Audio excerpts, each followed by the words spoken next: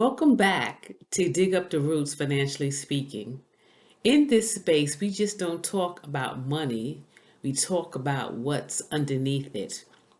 Today, in episode 7, we are digging up the roots of financial lack of confidence. Many financial habits aren't just logical problems, they're actually emotional patterns that shape over time. Lack of confidence often shows up as fear, hesitation, and self doubt.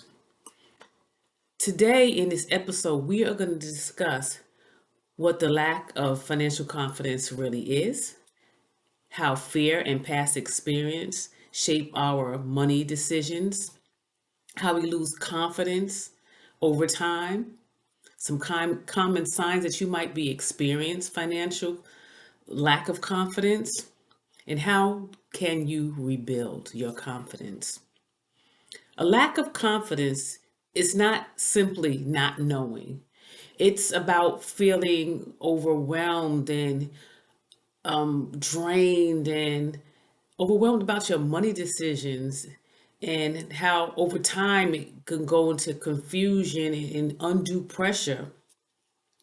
You may recognize some of these through avoiding your banking statements because the confidence to go past that place of really fear, anxiety when you have to make a money decision, and it's like a constant thing. Every time you have to make it, you're not sure because you're doubting yourself that I can't do this. When you have to you start a plan and then you don't finish it because of lack of confidence. Or you jump from here to there to here to there and you don't land on one thing. And you feel disconnected. You know the money comes in, it's there, but it's really more than that. When we think about the lack of confidence, we have to see where does this come in? And it could easily come in through childhood. Perhaps you've seen some things or experienced some things when you younger, and now you're in a scarcity place where it's like, well, if I spend this, or if I make this wrong decision, it throws you back into that past memory where you really do not want to go to. And really, that's where the healing needs to begin if that's where you experienced it. You can experience the lack of financial confidence through perhaps a divorce or a job loss or a job change. And now you feel unsure, like, what is the next? I remember when the different times I lost my job, and it wasn't because of my fault. Jobs change, things change, and I was like, oh my goodness, where do I go next? And honestly, at that moment, I found myself in confidence in a, in a quart of ice cream. Of course, that was not the answer.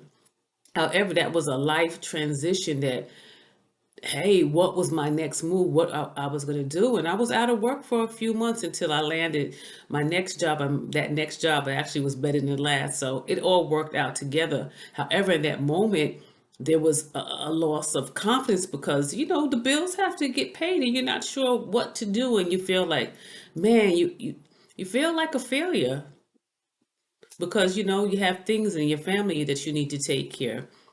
There's times that because of maybe you had made some money mistakes and you kind of made some wrong choices, and now you feel in a place of shame, and that's how the lack of confidence came in. So you can have all of these different things that come from fear and get guilt and undue pressure, but I'm going to tell you, even though you might have experienced some of those, that is not your forever place. That is not the place that you stay in, and it's really not a safe place. So it's time to overcome some ways that you can overcome this lack of confidence when it comes to your finances. Is you have to start.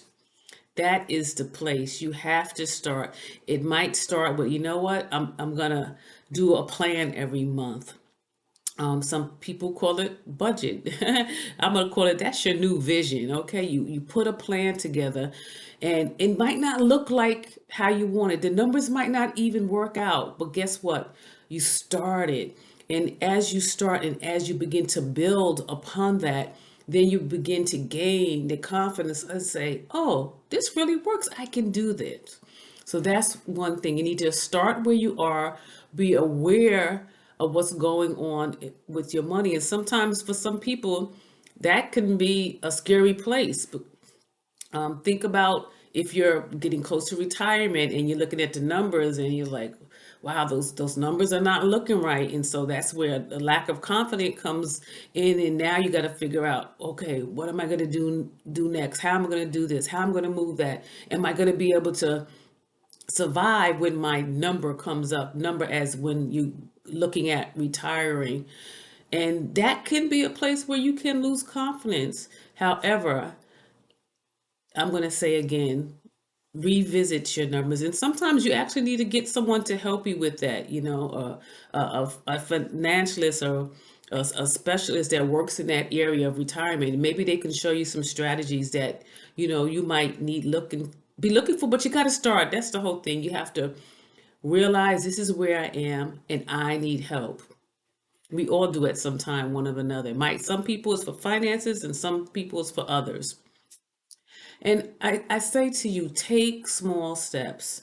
And the small steps might be, I'm going to take 5 minutes to look through my bank account. Once a week, I'm going to take 5 minutes because that's my starting place. I'm going to see what's there, what needs to be adjusted. I'm going to, guess what? I'm going to open up that statement. You know, those electronic statements they keep sending to you, you don't look at it. Guess what? I'm going to be brave and I'm going to open up that statement and I'm going to look at it. And I'm going to begin to track what I'm spending, how I'm spending, and what adjustments that you need to make. And that's where that trust comes in because you're building yourself in that confidence. Now you're believing again, like, okay, I can do this. This works. Perhaps you can create routines if you have a spouse that y'all can have time that y'all come together maybe once a week or maybe once every other week to just look at what's going on. What do we need to build? What we need do we need to adjust, and without judgment. Let me say that. And then guess what? Those thoughts that we might have in our mind because maybe perhaps we did some things in the past, financially speaking, that this didn't line up. Don't stay there. Change your thinking. You might say, oh my goodness, I've always messed up. No, guess what? That might be your past, but your future does not have to be that. You can say, guess what? I'm capable. I am capable. I can do this. So change that language because it will make a difference and it will help you shape your confidence. And I want to say that breathe for a minute. Take a second. I'm not talking practice. I know y'all know what I'm saying. Just take a moment, like, whew, okay, I can do this. And you have to believe in yourself for you to be able to move forward. And I want to tell you that, some of these things that we do, it's not because of laziness. It's just for us today, the confidence that needs to be rebuilt. So today, I say, rebuild your confidence. That lack of confidence doesn't mean that you failed. It means that it's time to look again, try again, have compassion on yourself. And if you need it, get some help. This is not a place where we judge. This is a place where we heal. If this episode speaks to you in any way,